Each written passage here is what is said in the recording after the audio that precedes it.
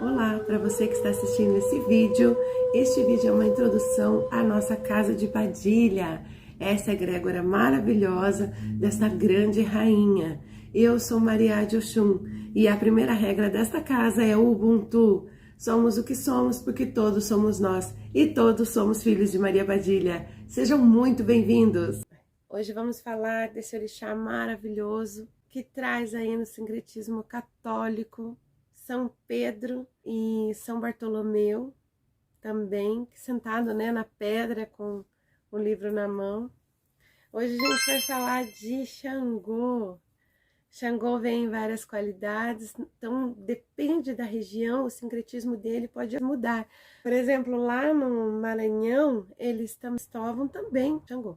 São José também, vem na linha do sincretismo católico. O dia é quarta-feira, que você pode dedicar as suas orações, e a vela é marrom.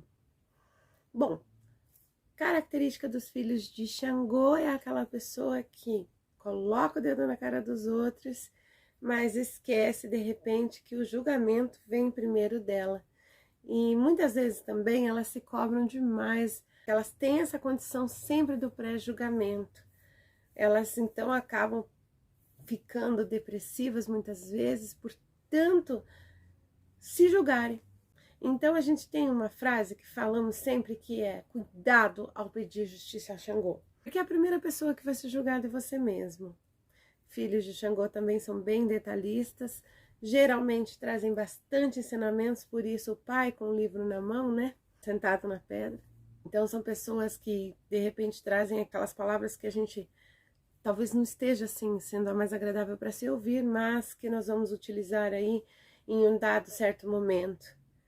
Pessoas de Xangô também são pessoas mais parrudas, como o pessoal fala. Tem aquela ideia de que eles comem demais, mas é que eles pensam muito também, se você observar. E Xangô, então, quando o orixá guerreiro do lado de Oiá, do lado de outros orixás, então ele tinha mais ou menos aquela história do Ogum que contei para vocês, de nasceu para aquilo e não podia perder uma guerra. Xangô teve aí à frente de várias decisões, sempre ponderando, mas a justiça não é aquela que às vezes você espera por ser favorável só a si mesmo. Também no sincretismo Xangô, se vocês pensarem bem, foi Moisés. Por quê?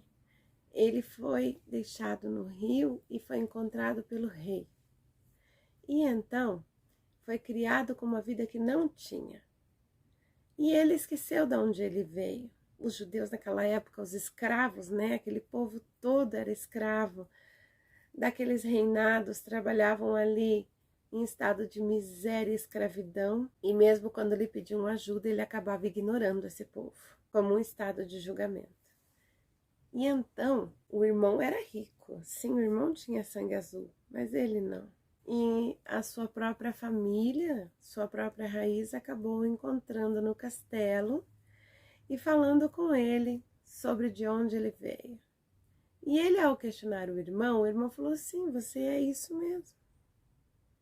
E aquilo foi terrível dentro dele, porque ele é acostumado a apontar o dedo para os outros e de repente ele estava diante de uma situação que o colocou em xeque. E todos nós conhecemos a história de que então ele foi, defendeu o seu povo, foi expulso do castelo, mas também reconheceu sua fé rodando 40 anos no deserto. Imagine vocês o que passava dentro da cabeça dele. Imagine vocês ele tentar consertar tudo aquilo pelo qual ele colocou como uma razão na história, de que era a razão dele, de que todo mundo estava errado e não ele, ou de que tal fulano é o certo, ou de que minha lei funciona e não a sua.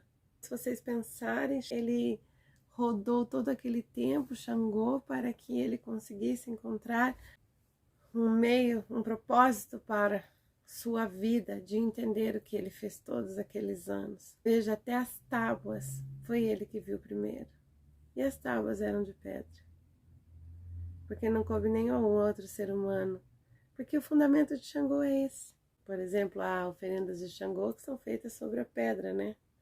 Quando o sol bate. Olha o caminho.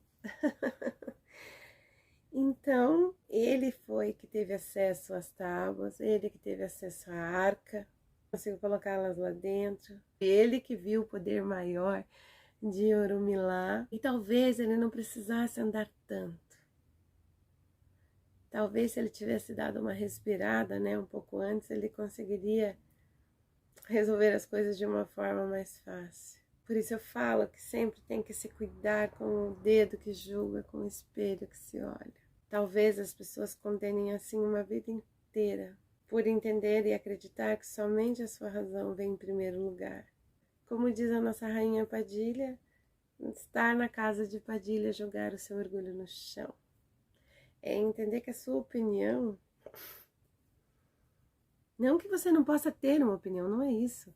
Mas se até aqui não resolveu nada. E as questões intrínsecas são as mais difíceis para serem resolvidas.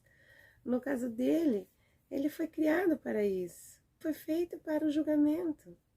Devia andar com a balança no bolso, né? Praticamente, entende?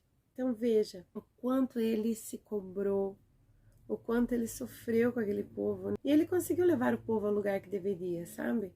Mas ele mesmo não provou daquele descanso. Ele mesmo não provou daquilo que ele foi fazer lá, que era o maná. Eu espero que vocês tenham gostado do vídeo. Até a próxima, Axé de Casa de Padilha.